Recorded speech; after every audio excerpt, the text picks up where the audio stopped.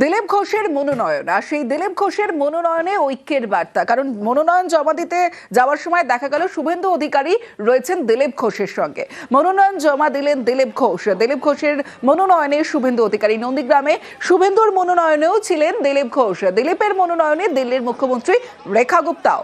খড়গপুরের সদরে ফের বিজেপির বাজি দিলীপ ঘোষ।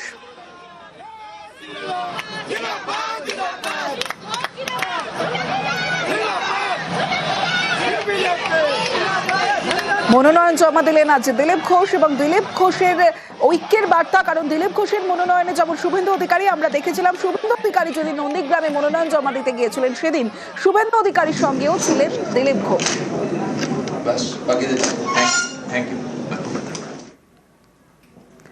মনোনয়ন জমা দিয়েছেন দিলীপ ঘোষ।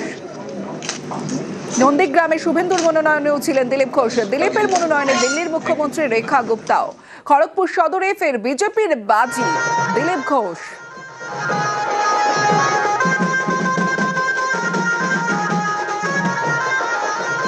এবারে লড়াই পরিবর্তনের লড়াই। দিলীপদা নন্দীগ্রামের নমিনেশনে আমার সাথে ছিল, আজকে খড়গপুর সদরের নমিনেশনে আমি দিলীপদার সাথে একসাথে। 27 বছর পরে মোদীজির নেতৃত্বে রেখা গুপ্তা দিদিরা যদি দিল্লিতে পরিবর্তন করতে পারে, আমরা 15 বছরের জঙ্গল। আমি শুধু দিলীপদার কাছে বলবো 23 তারিখে খড়গপুর থেকে 1.5 লাখ ভোটে আপনি জিতবেন। আমার জন্য আপনি থাকবেন, থাকতে হবে।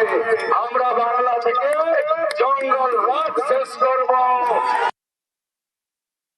সারা ভারতবর্ষ দিল্লি হবে। দিল্লি তো একটা রাজ্য মাত্র, ওটা আমরা জিতিয়ে দেখিয়ে দিলাম যে কোনো ইলেকশন জিততে পারি।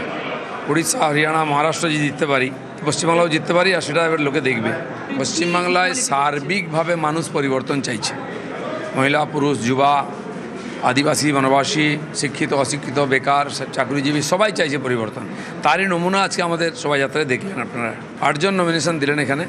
সব জায়গায় একই পরিস্থিতি, পশ্চিমবাংলায় পরিবর্তনের ঢেউ। 2রা এপ্রিল শুভেন্দু অধিকারীর মনোনয়ন, আর সেই মনোনয়নের ঝামেলায় সাসপেন্ড করা হলো পুলিশ কর্তাকে। ডিসি সহ 4 পুলিশ অফিসার সাসপেন্ড কমিশনে। 2রা এপ্রিল ভবানীপুরে শুভেন্দুর মনোনয়নে ঝামেলা। আমার সঙ্গে সোমরাজ রয়েছে। সোমরাজ, বড় সিদ্ধান্ত কমিশনের একদিকে, এবং আমরা দেখেছিলাম ভোট ঘোষণার পর তো প্রিয়ঙ্করকে নিয়োগ করেছিল কমিশন, আলিপুর থানার ওসি, তাকেও সাসপেন্ড করা হলো। একদমই, দেখো, নির্বাচন কমিশনের দ্বারা নিয়োগ হওয়া কোনো অফিসারকেই প্রথম নির্বাচন কমিশনই সাসপেন্ড করলো। গত রবিবার আলিপুর থানার ওসি হিসেবে প্রিয়ঙ্কার চক্রবর্তীকে নিয়োগ করেছিল নির্বাচন কমিশন, আর তার 6-7 দিনের মাথাতেই ভবানীপুর বিধানসভার নমিনেশনকে কেন্দ্র করে, অর্থাৎ গত 2রা এপ্রিল ভবানীপুর বিধানসভার যে মনোনয়ন জমা দেওয়া হয়েছিল বিজেপি প্রার্থী শুভেন্দু অধিকারীর তরফে, সেখানে দেখা গিয়েছিল সার্ভে বিল্ডিং এর সামনে স্লোগানিং, পাল্টা স্লোগানিং হয়েছিল, উত্তেজনার পরিস্থিতি তৈরি হয়েছিল। তাকে কেন্দ্র করে আলিপুর থানার ওসির ভূমিকা নিয়ে ক্ষোভ প্রকাশ করলেন নির্বাচন কমিশন, এবং আলিপুর থানার ওসি যাকে নিয়োগ করেছিল নির্বাচন কমিশনে গত রবিবার, তাকে সাসপেন্ড করলো নির্বাচন কমিশন, এবং তার বিরুদ্ধে বিভাগীয় তদন্ত শুরু করা হলো। পাশাপাশি কলকাতা পুলিশের সাউথ ডিভিশনের DC2 সিদ্ধার্থ দত্ত, এছাড়াও আলিপুর থানার অ্যাডিশনাল ওসি এবং একজন সার্জেন্টকেও সাসপেন্ড করা হয়েছে, এবং তাদের বিরুদ্ধে বিভাগীয় তদন্ত শুরু করার কথা বলা হয়েছে নির্বাচন কমিশনের তরফে। আগামীকাল সকাল 11টার মধ্যে নির্দেশিকা কার্যকর করতে বলেছে কমিশন, এবং কমিশন এটাও রাজ্যের মুখ্য সচিবকে নির্দেশ দিয়েছে যে তাদের জায়গায় কোন অফিসারদের নিয়োগ করা হবে সেই তালিকাও দ্রুত পাঠাতে। কিন্তু যেটা সব থেকে গুরুত্বপূর্ণ জায়গা দাঁড়ালো সেটা হলো নির্বাচন কমিশন যে অফিসারকে নিয়োগ করলো সেই অফিসারকেই এবার নির্বাচন কমিশন সাসপেন্ড করলো। বেশ।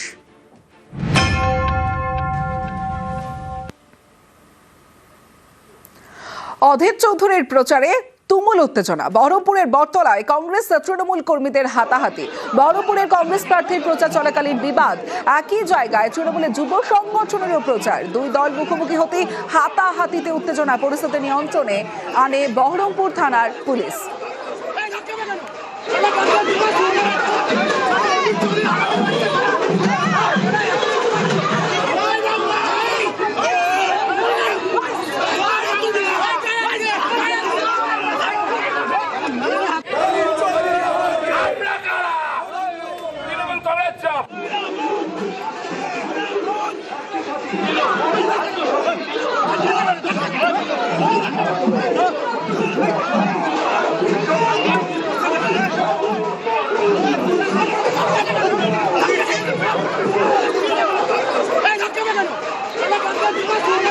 আর মানে তো ওরা আমার কাছে পরাজিত। আর এবার আবারও বলে দিচ্ছি, পিছিয়ে যাবো এবার একদম। আর তৃণমূল যদি রক্তারক্তি চায় তো রক্তারক্তি হবে। তৃণমূল যদি মনে করে রক্তারক্তি করতে চায় তো রক্তারক্তি হবে এবার, হুঁশিয়ার করে দিলাম।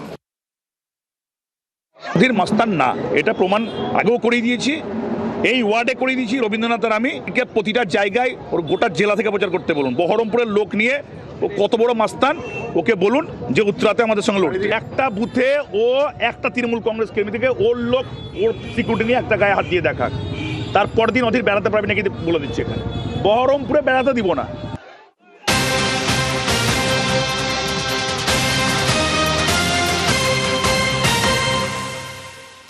কলকাতায় উদ্ধার 50 কোটির মাদক জালে আন্তর্জাতিক মাদক পাচার চক্রের পান্ডার স্ত্রী। মাদক কারবারি শেখ মুনিরের স্ত্রী শায়েস্তা খান সহ দুজনকে গ্রেফতার করলো এনসিবি। আরো বিস্তারিত জানাবে অমিত সরকার, রয়েছে আমার সঙ্গে। অমিত, ইকবালপুর এলাকাতে নার্কোটিক কন্ট্রোল ব্যুরোর তৎপর অভিযান চালিয়ে আন্তর্জাতিক মাদক চক্রের পান্ডা শেখ মুনিরের স্ত্রী শায়েস্তা খান এবং তার এক সহযোগী গ্রেপ্তার করা হয়েছে এবং বাজেয়াপ্ত করা হয়েছে প্রায় 50 কোটি টাকা মূল্যের মাদক। এমনটাই কিন্তু এনসিবি সূত্রে জানা যাচ্ছে। এছাড়াও নগদ 4 লক্ষ টাকা সহ বেশ কিছু সামগ্রী সেখানে বাজেয়াপ্ত করা হয়েছে।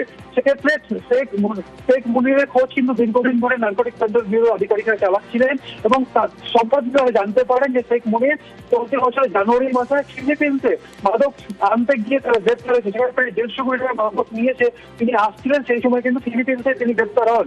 পরবর্তী সময় তার গ্রেপ্তারের পর শেখ মুনিরের গ্রেপ্তার হওয়ার পর তার স্ত্রী শায়েস্তা খান কলকাতায় বসে এই আন্তর্জাতিক মাদক চক্রের কারবার তিনি চালিয়ে যাচ্ছিলেন এবং সূত্র মারফত খবর পেয়ে এনসিবির তরফে বা নার্কোটিক কন্ট্রোল ব্যুরোর তরফে অভিযান চালানো। তারপরে শায়েস্তা খানকে গ্রেপ্তার করা হয়েছে এবং এনসিবির সূত্রে যে দাবি করা হয়েছে তাই যে সমস্ত মাদক সেখান থেকে পাওয়া গিয়েছে তার হিউজ কোয়ান্টিটি পাওয়া যায় এবং এমন কিছু মাদক সেখান থেকে উদ্ধার হয়েছে যা দীর্ঘদিন কলকাতাতে সেই মাদকের চল ছিল না। হঠাৎ করে যে মাদক কিন্তু কলকাতায় আসতে শুরু করে। সেক্ষেত্রে শায়েস্তা খান এবং তার এক সহযোগীকে গ্রেপ্তার করা হয়েছে এবং আলিপুর আদালতে পেশ করা হয়। শায়েস্তা খানকে 14 দিনের জুডিশিয়াল কাস্টাডি এবং অপর এক সঙ্গী তাকে 7 দিনের এনসিবি বা নার্কোটিক কন্ট্রোল ব্যুরোর হেফাজতের নির্দেশ দিয়েছে আলিপুর আদালত। কলকাতায় উদ্ধার 50 কোটির মাদক জালে আন্তর্জাতিক মাদক পাচার চক্রের পান্ডার স্ত্রী। মাদক কারবারি শেখ মুনিরের স্ত্রী শায়েস্তা খান সহ দুজনকে গ্রেপ্তার করে এনসিবি। দীর্ঘদিন ধরেই শেখ মুনিরের খোঁজ চলছিল। জানুয়ারিতেই কলকাতা থেকে বিদেশে পাড়ি কয়েকশো কোটি টাকার মাদক নিয়ে ফেরার পথে ফিলিপিন্সে গ্রেপ্তার মুনির সহ দুই। মুনিরের অবর্তমানে ইকবালপুরে মাদক নেটওয়ার্ক চালাচ্ছিল তার স্ত্রী। এনসিবির অভিযানে গ্রেপ্তার মুনিরের স্ত্রী সহ দুই।